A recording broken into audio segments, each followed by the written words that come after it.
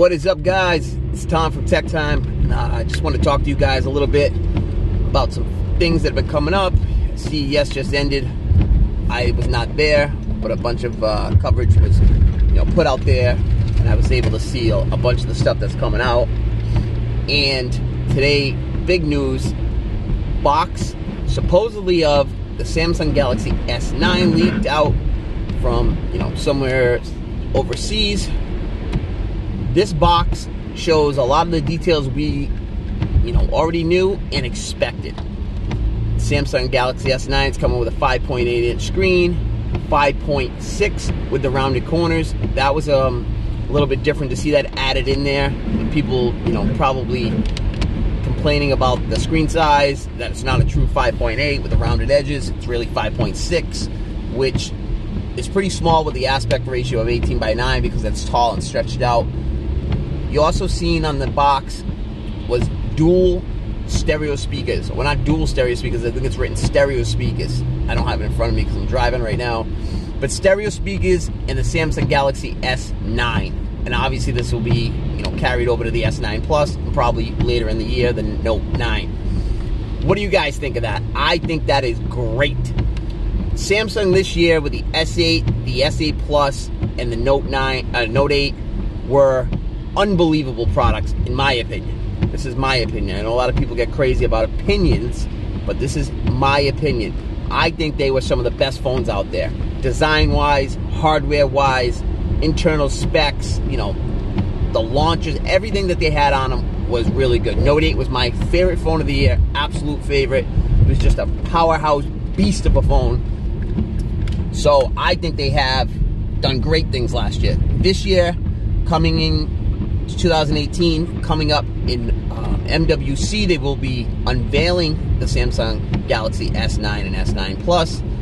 But from what we've seen today, this thing looks like it's going to be unbelievable. You're not expecting different specs, like design, hardware design. It's going to be pretty similar to what you've seen with the S8 and the S8 Plus of this year. You're going to have the rounded corners, the edge design, infinity display, whatever they want to call it, which is, really nice. I could do without the rounded corners, but the display itself is gorgeous. The phone looks unbelievable. It's just a, solid looking phone. Glass back, I throw a case on it, so I could do without the glass back. Wireless charging is good. I don't use it all the time, so I could do without that. It'd be, more apt to want a rugged phone with like a metal back or something like that, or even, opt for that ceramic back like the Essential phone. But anyways, like I said, you're not going to expect much different design-wise. They made a big design change last year, and now this year, they're going to stick with that again. The dual stereo speakers or dual speakers, that is a great addition.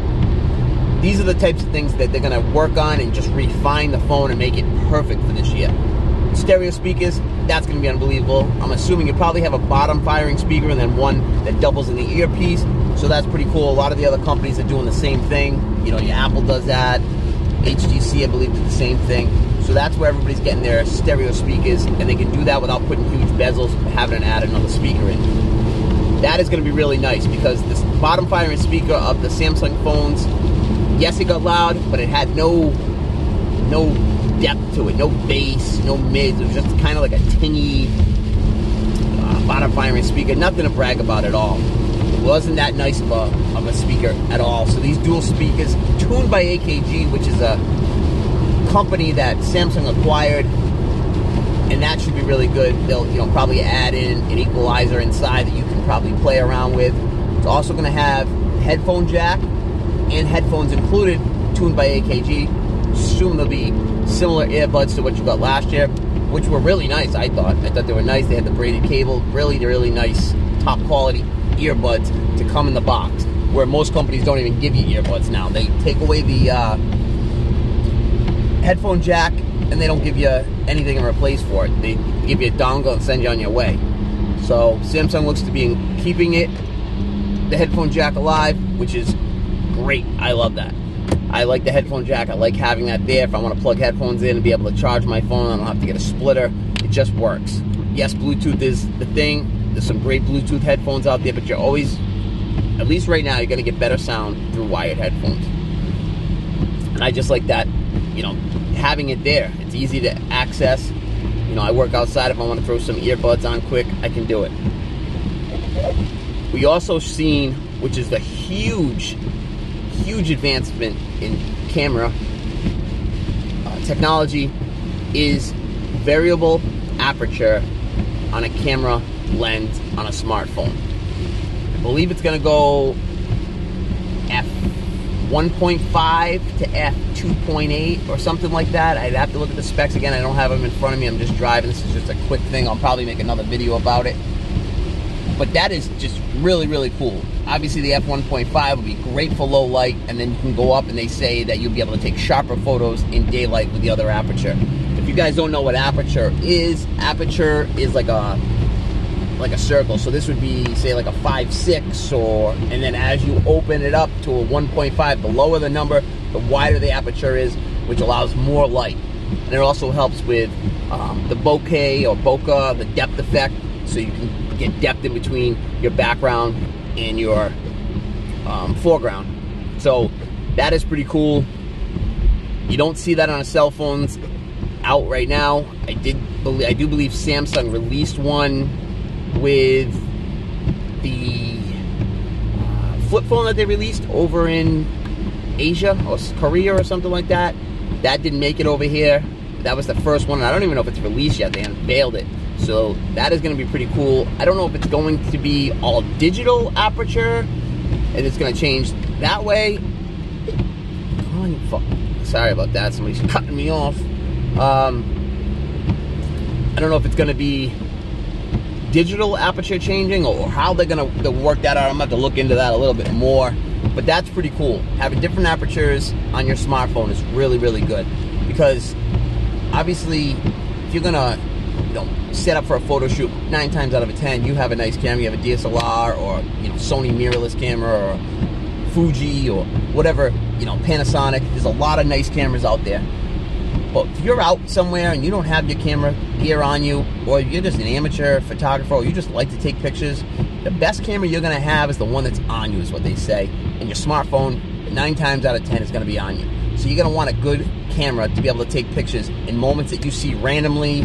You want to be able to take your phone out and snap a picture.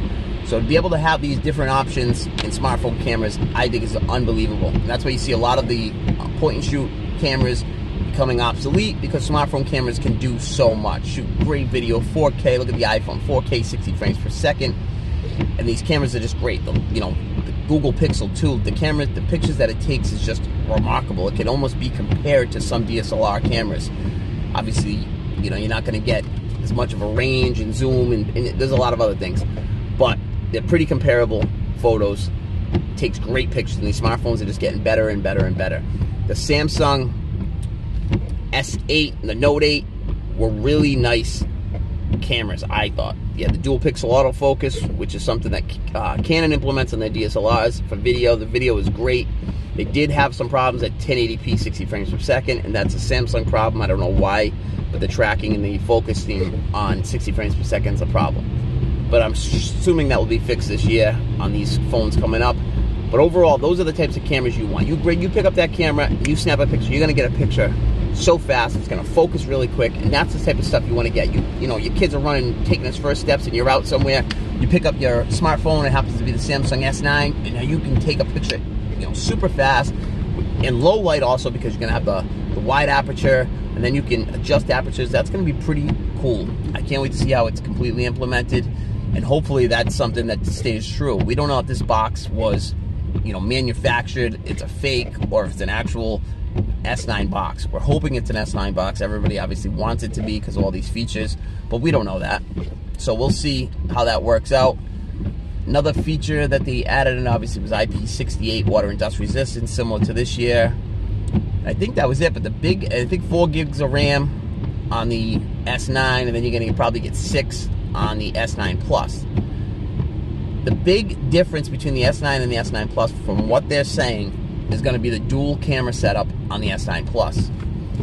That is something I want to ask you guys. Does that bother you that Samsung's following suit with manufacturers like Apple, where if you buy a smaller phone, you're losing out on features? To me, that's bullshit. Because if you're buying the S9, because you like the smaller form factor, why should you lose out on the dual camera setup? I think it should be dual cameras in both models. The S9 Plus and the S9 should both have dual cameras, or don't put dual cameras in either one of them. I don't think because you're somebody with smaller hands and likes a smaller phone, or whatever the case may be, that you have to lose out on dual cameras. I think it should be the same both ways. Same thing with the RAM. Why should the S9 Plus have more RAM? So they push you to buy the bigger phone. When you don't want a bigger phone, you want a regular phone that fits in your hand and it fits great. The S8, to me, was a really good size. I like bigger phones, but if you had smaller hands, the S8 was perfect size for somebody to hold, similar to almost like an iPhone 7, the base model, and it fit in your hand well. You could throw it in your pocket, you could throw it wherever you want, and it was small enough where it didn't take up huge space like the Note 8. I like bigger phones, but I can understand people that don't like bigger phones. And now why should you have to lose out on features because you like a smaller phone? Apple does that with the 7 and the 7 Plus, the 8 and the 8 Plus, and I think, that's just bullshit, because if you don't like a bigger phone, you shouldn't have to pay more money and get a bigger phone just to get the dual camera setup. So we'll see if the S9 and the S9 Plus, that's exactly how it's implemented, but it could be. And you're probably going to look at a $100 price difference in between the two, or maybe even more now with the dual camera setup and more RAM. It could be, they could even push it out, $150, $200 more, which to me would just be crazy.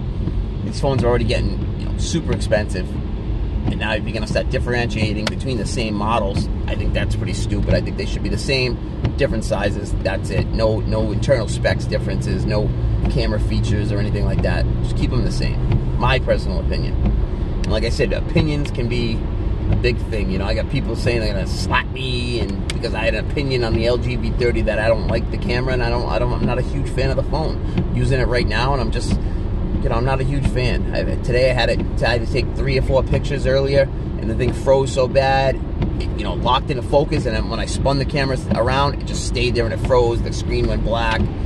I factory reset the phone, done tons of things. Anyways, like I said, opinions, people get so pissed off and they want to, almost fist fight you over an opinion. It's fucking crazy. But anyways, another feature of the S9, we had the water resistance, dual cameras, headphone jack. There was something else too, I was just thinking of it, and it's gone out of my head. Obviously, you get wireless charging on this. I don't know, I'll have to come back to it, and if I do make a video on the S9, I'll include it in that when I read the box and see the features that they're going to be included. That's some big NFL games coming up this weekend, guys. I'm a Patriots guy. Most people are probably going, fuck the Patriots. The Patriots are great. They're a great team, and they're hated on, yes. But you know what? They don't get these top draft picks every year. These other teams that have been shitting out for 6-7 years get, number one up, from 1 to 10 in the first round of the draft, and they still can't make their team better. You can use those to trade. There's things you can do. You look at most of the players on the New England Patriots, most of them are undrafted guys or late draft picks, guys that came from other teams, veteran guys that came from other teams that nobody wanted. And then when they come to the Patriots and they thrive, it's, the Patriots are stacked. Well, the Patriots weren't stacked. These guys were a bunch of fucking nobodies that nobody wanted. And now everybody, wants them. Now they're somebody that they're on this team. Deion Lewis, Danny Amendola, Julian Edelman was a quarterback coming out of college. Even Tom Brady was a 6th-round draft pick. Nobody wanted Tom Brady back in the day, and now, people would give half their franchise away for him. It's just crazy. Are you guys going to watch the NFL games this weekend? If you are, let me know down in the comments below which team you guys are rooting for. Obviously, like I said, I'm rooting for the Patriots. I think they should be able to, easily take out the Titans and then move on. Probably the Steelers, and that's going to be a tough game. Maybe the Jaguars upset the Steelers. Who knows? Anyways, guys, just a little bit of a vlog. I'm driving, going to LL Bean to pick up my girlfriend a pair of Bean boots. Got it for Christmas. They were the wrong size. Had to return them, and they've been back ordered, so now hopefully going to pick up the right size. So anyways, guys, just want to throw that out there about the S9, the S9 Plus, the box that was revealed today. Phone should be unbelievable. Definitely being unveiled at MWC in February, so you probably expect a March or an April release. So we'll see what happens there. LG has stated that they might not even release phones every year or twice a year anymore. So, and they've also rumors that they wouldn't be naming it the G7. They'd have another name with numbers in it. So who knows if we're even expecting an LG phone at this time, you know, February, March, when they normally release the G7. So the S9 might come in with, you know, very little competition. So that thing will do really well if there's no LG phone to compete against it. Anyways, guys, about to get off this exit. Hit that thumbs up, hit that like button, and I will catch you guys on the next one.